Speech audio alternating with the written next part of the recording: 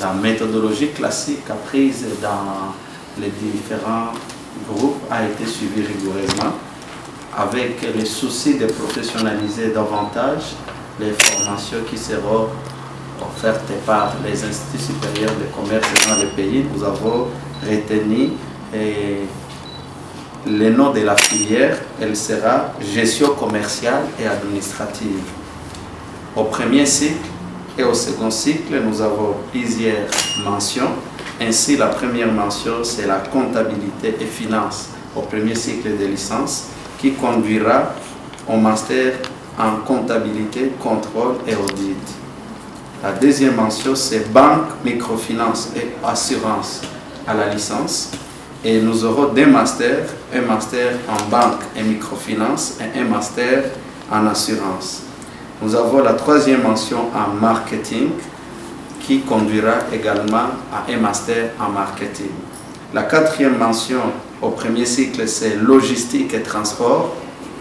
Également, nous aurons un master en logistique et transport.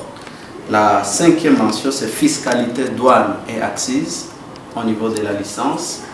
Elle conduira cette mention à un master en fiscalité, un autre master en douane, accises et commerce international. La sixième mention, c'est entrepreneuriat et gestion des petites et moyennes entreprises au niveau de la licence. Elle conduira la mention à un master en entrepreneuriat, gestion et évaluation des projets. La septième mention, c'est gestion des ressources humaines au niveau des licences, avec un master en gestion des ressources humaines également. La huitième mention, c'est informatique de gestion au niveau du cycle de licence, qui conduira à 4 masters.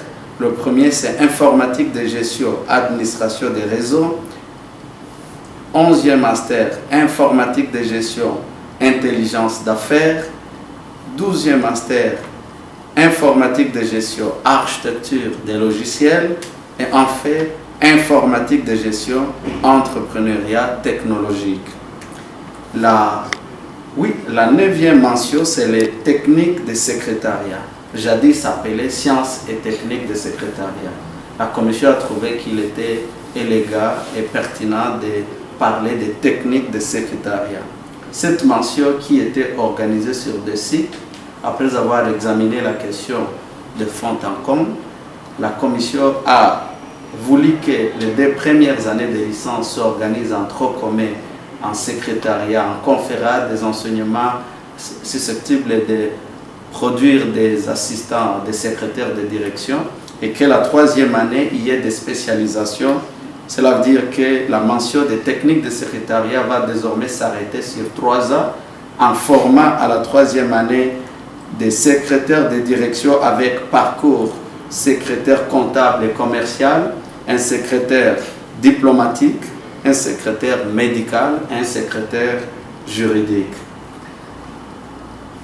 En fait, nous avons trouvé que les instituts supérieurs de commerce ont une mission d'accompagner beaucoup de gestionnaires qui ont eu des diplômes, des licences ou des 2e cycles dans d'autres domaines autres que les sciences économiques et de gestion ou la gestion commerciale et administrative. La commission a trouvé pertinent de créer un master en administration des entreprises au sens classique du MBA, qui pourra recevoir les diplômés des autres domaines de formation qui ont une expérience dans la gestion, qui veulent se capaciter dans les domaines d'administration des affaires. Ainsi, ce master, cet MBA, pourra recevoir non seulement les diplômés qui viennent des autres domaines, mais aussi les diplômés qui viennent de la filière technique de secrétariat parce qu'elle s'arrête en licence. En fait, la commission a voulu émettre une recommandation qui va accompagner l'exécution de cette offre de formation dans les instituts supérieurs de commerce en mettant l'accent sur le besoin d'inscrire au second cycle uniquement les candidats qui présentent une expérience professionnelle d'au moins 2 ans. Cela va permettre d'éviter de diluer la formation et de démystifier le mythe de diplôme, permettre aux licenciés qui auront le premier cycle d'aller travailler parce que l'offre de la formation est suffisamment renforcée pour les conférer des compétences spécifiques dans les 10 ou 9 au domaine de formation ne viendront qu'en master ceux qui veulent approfondir, mais ayant d'abord l'expérience professionnelle, ainsi pourront discuter non seulement les savoirs en présentiel, mais faire l'échange de leurs expériences dans le milieu professionnel. Merci. Je voudrais savoir si vous avez fait appel aux professionnels aussi. Oui, les vrais professionnels.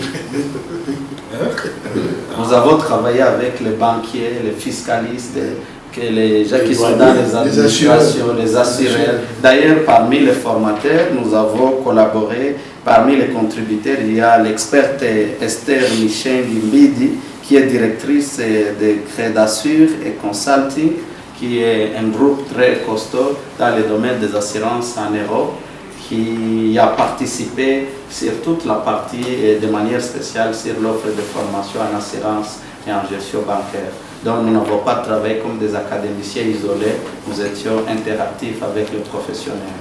On peut vous applaudir, hein?